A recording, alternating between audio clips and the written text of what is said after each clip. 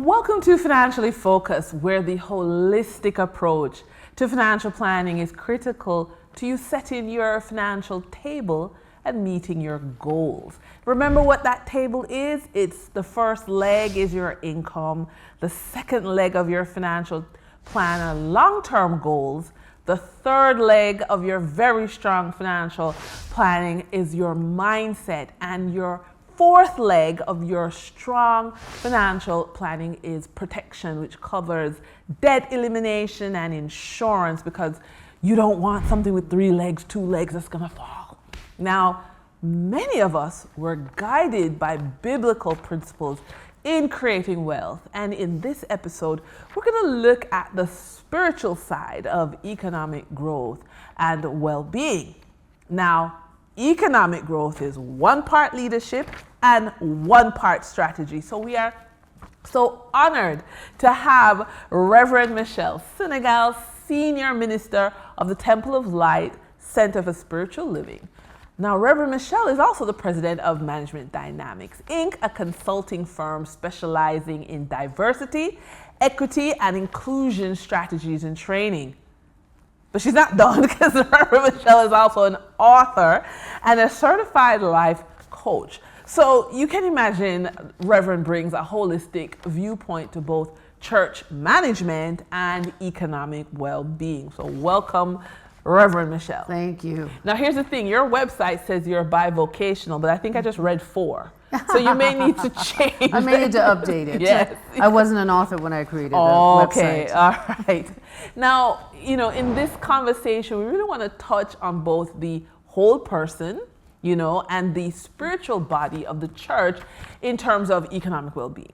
Okay. All right. So first up, as a woman leading a spiritual community, talk to me about, and in terms of dollars and cents, because we're a financial planning show. Yes. Community outreach. Does it make sense for me to go to work 9 to 5, save and do all of that, but then take my time to go in the community? I'm tired. Does it make economic sense? Oh, absolutely, it makes economic sense. And not only can you tithe of your talent, and that means going out into the community, but you can also tithe of your treasure. Mm-hmm. And so that's I could just write you a check. Well, yeah, you can write me a check. Yeah. It is tax deductible. Yeah. It does reduce your tax liability. Mm. And so that's one of the practices that I encourage my congregations to engage in. They don't necessarily understand that tithing and giving to the place of your spiritual nourishment, it has very practical implications for you. And so I tithe on the gross. Why do I do that? It's because it reduces my tax liability. Mm-hmm. Mm-hmm. And so I'm a generous tither. Okay. And so that means that I look forward to getting refunds most years, as opposed to having a tax liability.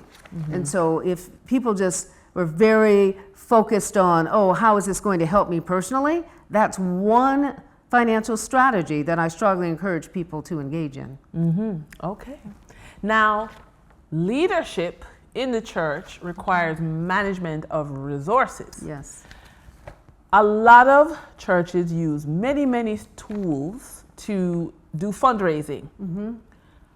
What is your view? I know you personally, so I know you love music. Yes. So what is your view of music as a fundraising tool? And again, should I, an ordinary working person, budget for this as entertainment? Absolutely. I believe that you should budget for entertainment, because entertainment also feeds your soul. Okay. Right? And so when you're happy, when you're enthusiastic about life, then you thrive. Mm-hmm. And so music is one of the ways in which people experience joy. Right. And so I say, build into your budget entertainment so that you can keep your vibrational level high. Your vibrational level is what, or the way in which you experience life. So you can vibrate at very, very high levels, and what that means is you're happy, you enjoy what you're doing, and you're just much more vital.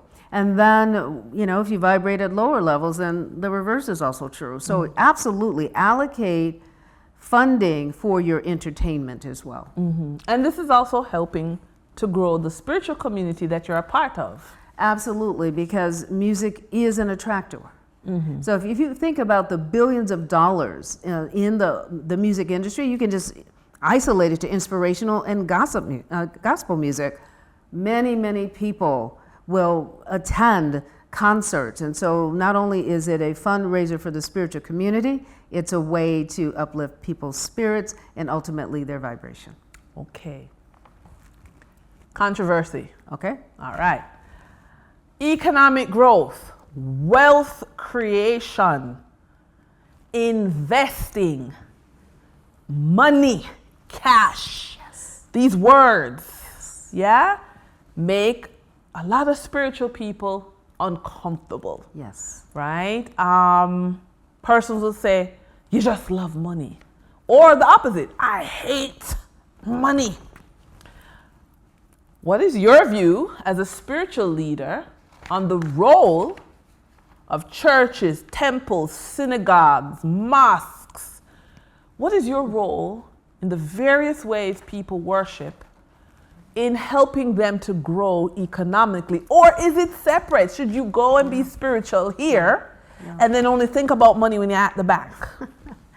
No, it's not separate. In my assessment, everything is spiritual, including money. And I, as I said before, I think that people have some old ideas around money and the need to suffer and not have it.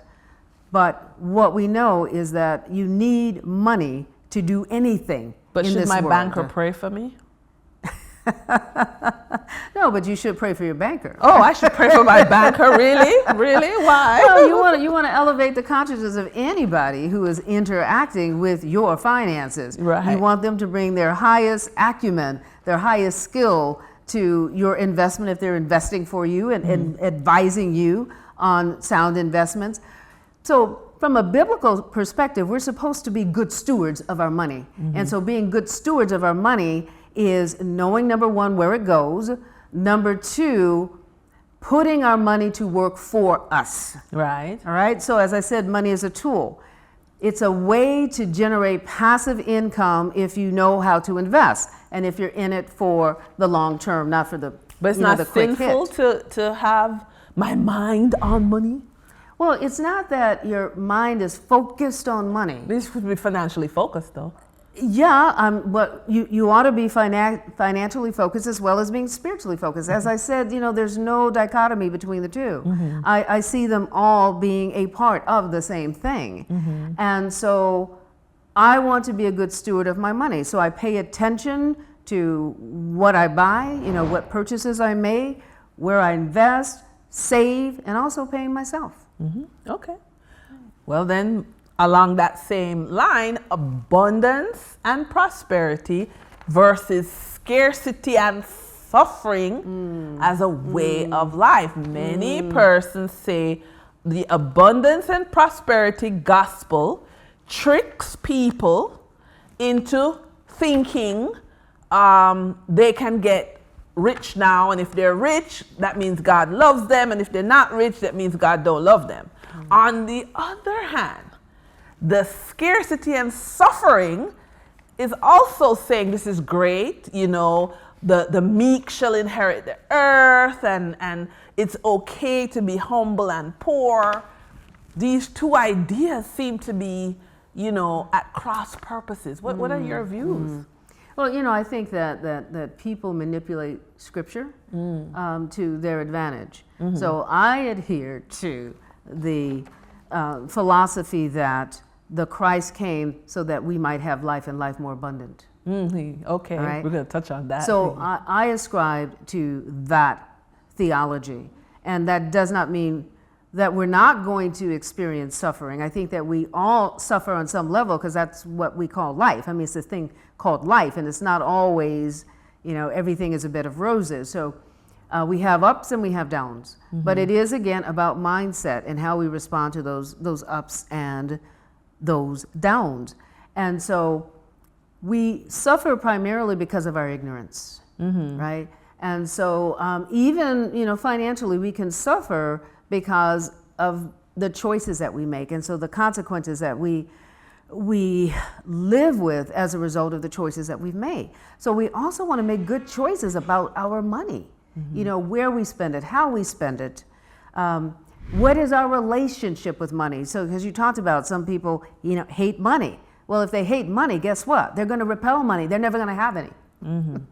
So what you want to do is you want to have a healthy relationship with money. And again, the scripture has been manipulated. It is not, you know, some people say that, you know, if you focus in on money, that is sinful, and that mammon. is, and all of that. No, Filthy mammon, filthy lucre. see, the thing is, it's the love of money. The love of money is the issue. What we're talking about is, you know, money having a place in your life, but a proper place in your life.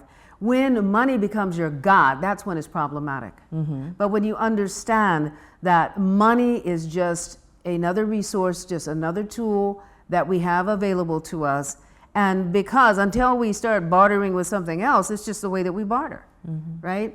And so it is important to make sure that you understand the source that's behind everything, you know, even your finances. So it's the love of money is the root of all evil when money becomes what you idolize. Right. Okay. Still another controversial question. Sure. What should come first, tithing or saving for retirement in your budget? Yes. Well, if it's my practice, tithe 10% off the top. Okay. All right. And afterwards, I still have 90% of what I have earned or what has come in, 90% to share, to enjoy, to invest. So I'm only giving 10% to the source of my spiritual community. That leaves me a lot to work with, a full 90%. But what if I don't feel like I have enough? Well, you know, so it's a misnomer. So what people don't understand is when you feel as though there is a lack or a deficiency in your financial situation, that's when you're supposed to give more. What? If you understand universal laws, as you give, you receive. No, man, but I'm in a stressful job. My boss doesn't like me. I might be on the way out, and you want me to give more? Yeah. But that's what pastors say. I expect that of us. No, what I say is really take the time to understand. Okay. To understand universal law and universal principle. So the thing that you want is you want to activate more money. You want more money to come into your life experience. As you give, you receive, and the give comes first. So when you are experiencing a deficiency or a deficit in your finances, that's when you give more. But you know what? It's counterintuitive for most people. What people go into is into scarcity mindset. Yes, I better hold on to what I have. Tight. As opposed to recognizing that if I keep this money in circulation, it's going to come back. Okay. It's going to come back in different ways, but it is absolutely going to come back because that's the law. All right. So let's take a deep dive in my favorite sermon from Matthew 25, verses 14 to 30. And this is, you know, one of Jesus' most significant parables regarding work. And it's actually in the context of investments, So a rich man, he delegates the management of his wealth to his servants, right? And pretty much that's what you do when you go to the bank, right? You invest and you say, hey, banker, handle my money. So he gives 5 talents to one servant, 2 talents to the second servant, and 1 talent to the third. I'm sure all of us know the story, right? And we know what happened. So 2 of the servants, he gets 100% return on his investment. Okay? The third servant hides the money in the ground, does nothing with it. And the rich man rewards the 2 servants who give him 100% on his money. Right. And the third servant is punished. Yes. What are your views on really living a 10-talent life? Because in the parable, the first servant who got 5 talents turned it into 10. So that's what I'm saying. How do we be like become like that first servant and live that 10-talent life where we're getting 100% return on what we do? Yeah. So again, it's all about faith. So those individuals, they weren't concerned about losing anything. Okay. Right. So the one individual in the parable is the one who hoarded. Yes. Because they're operating from a scarcity. Yeah, the one that mindset. Put the money in the ground. Right. That's fear-based. Okay. So that individual is very worried about, oh my God, if I spend any of this money, I'm not going to have any more money, as opposed to the other ones who understand, again, principle and universal law. They say, we got to get this money working for us. We've got to keep this money in circulation. And so they were the ones that were rewarded. And not only were they rewarded by the king, but just in life, they would have been rewarded as well.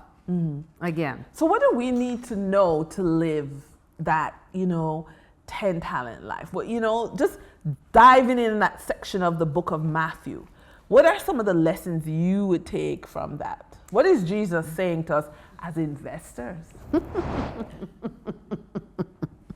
Well, utilize your God-given gifts and your talents. Okay, so use what you have. So use what you have, all right? And appreciate what you have. So that's the gratitude piece. So use it and be grateful. And so understanding too that if you appreciate it, if you're grateful for it, it appreciates. Okay. Right? And so what that also means is you take care of your things, you take care of your investments, you take care of your property. Maintenance. Maintenance. So use it, appreciate it, maintain it. Yes, okay. Absolutely.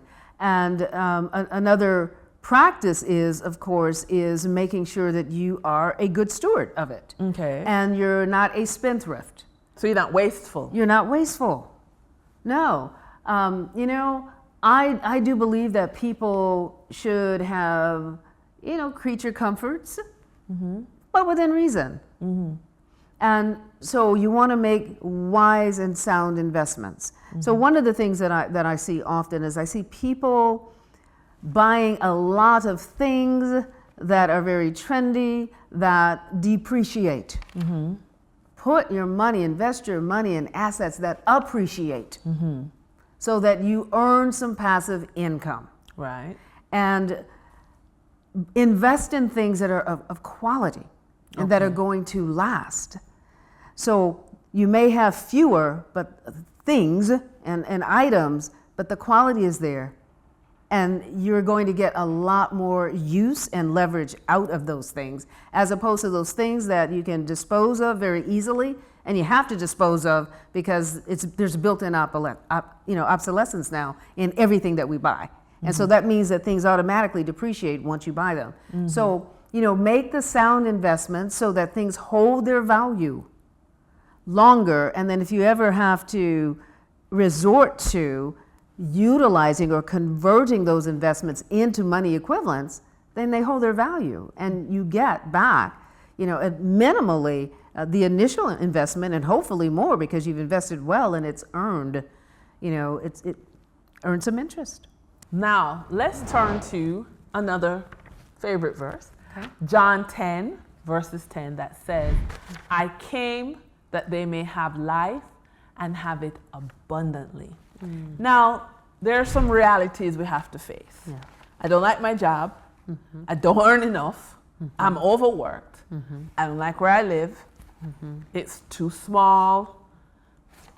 I don't like my neighbors, I want a car, I'm taking the bus, or maybe I want a new car. I don't like the car I have, it's old, or I don't have enough clients. I don't earn enough. There's so many limitations that I have to live with. How is it possible for me to live abundantly? It's a mindset. And so with that said, the limitations are self-imposed. Really? So- No, it's a reality. I just don't have enough clients. Okay, well, unless you are putting some time and some energy into, number one, satisfying the existing clients that you have, it's a basic business principle. It's a lot easier to get more business from happy, satisfied clients than it is to acquire new ones. Yeah, but I don't like where I live. Appreciate what it is that you have until you can move someplace else and do better. So it's basically the same thing. So anything I tell you, you're going to answer me the same way. I need a car. Okay, take care of the car that you currently have, right? Employ your talents to acquire more business from your happy, satisfied existing clients, and also work on getting new clients. But all the research will say, if you have clients who are already happy, they trust you, they're more inclined to spend more. Okay. So that's where I suggest that people spend their time and spend their energy, because going after prospective clients takes more money, takes more time, and it's not a sure thing. What about if I'm employed and I hate my job? How do I live John 10:10? Bring your highest and your best self for your job. Okay. Bring But it they to don't your job. appreciate me. Well, you stay there and you do your best until you can find a better situation. So I would simultaneously be looking for something else, but I would not compromise my productivity and the work that I'm doing currently, because I don't want to jeopardize what I already have, right? Right. So I'm going to bring my highest and my best self to that experience until I find a better and or different opportunity. Wow. Thank you so much, Reverend Michelle. You're So welcome. to wrap up, really what you're saying is, in spiritual economics, that we've been talking about in this conversation, we're doing some really basic mind work, which is appreciation. Bringing your best to a situation regardless of how, maintaining what you have, caring for your community, budgeting for your spiritual upliftment, And your entertainment. and entertainment, giving back, Absolutely. right, and looking at what you have as your own talents and skills and building on that. Absolutely. Wow. All right. My name is Denise Williams, and I am encouraging you to live your 10 talent life and visit our website, www.financiallyfocusedmedia.com. I'll see you again in the next conversation.